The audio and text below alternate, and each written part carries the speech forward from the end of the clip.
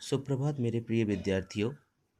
आज मैं आप लोगों के सामने अपना व्याकरण का पहला पाठ भाषा और हिंदी भाषा लेकर उपस्थित हुआ हूँ। इस पाठ में हम भाषा, लिपि, व्याकरण आदि के बारे में पढ़ेंगे।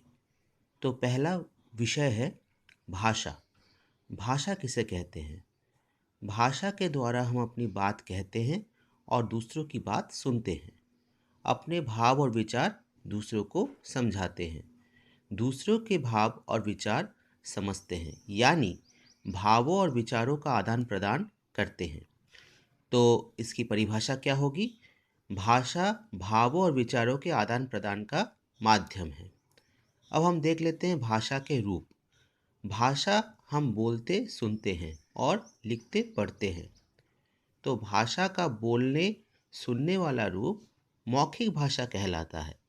भाषा का लिखने पढ़ने वाला रूप लिखित भाषा कहलाता है।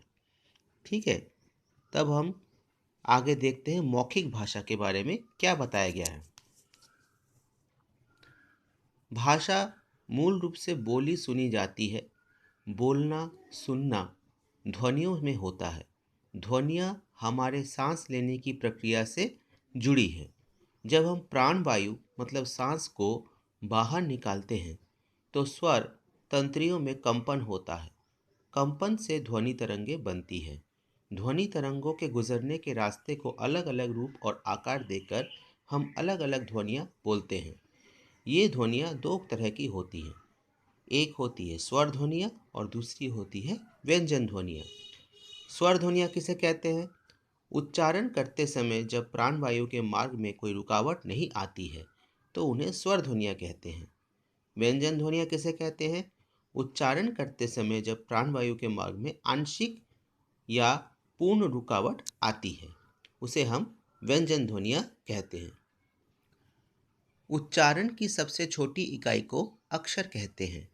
सभी स्वर ध्वनियाँ अक्षर होती हैं।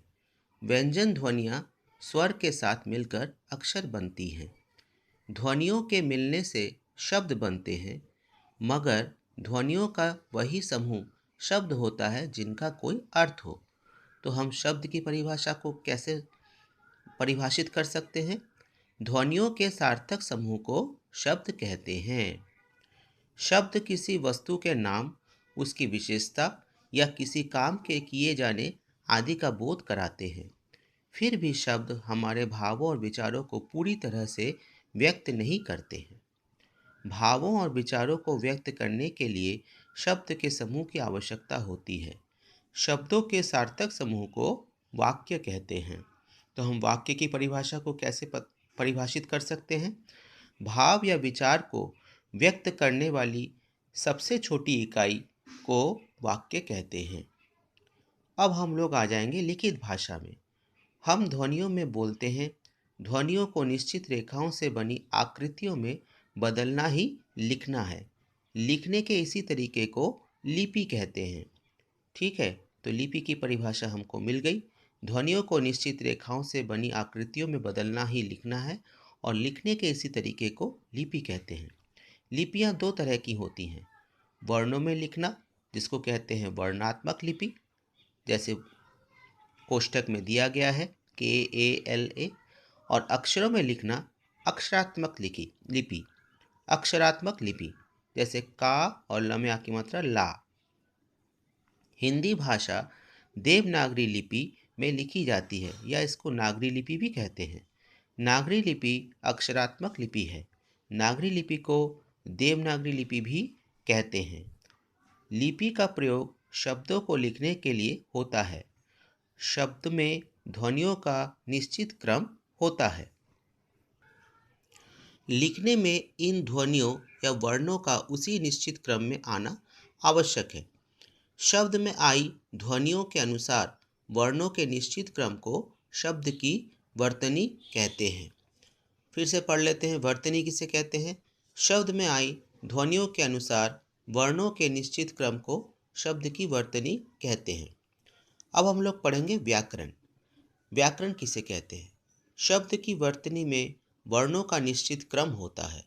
शब्द की जब वर्तनी होती है मतलब स्पेलिंग, वर्तनी को स्पेलिंग भी बोलते हैं इंग्लिश में, हिंदी में वर्तनी।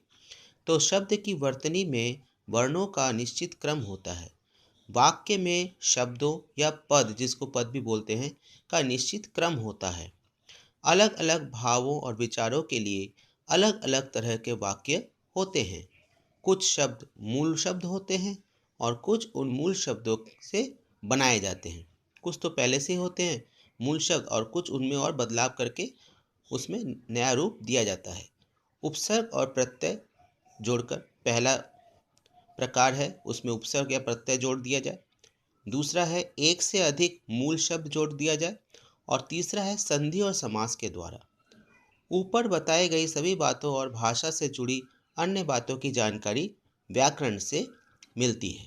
तो हम लोग कह सकते हैं कि भाषा से जुड़ी बातों की जानकारी देने वाली विद्या को व्याकरण कहते हैं। व्याकरण किसे कहते हैं?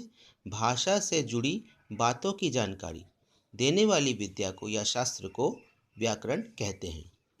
अब हम देखते हैं भाषा और उसके स्तर। भाषा भावों और विचारों के आदान प्रदान का माध्यम है।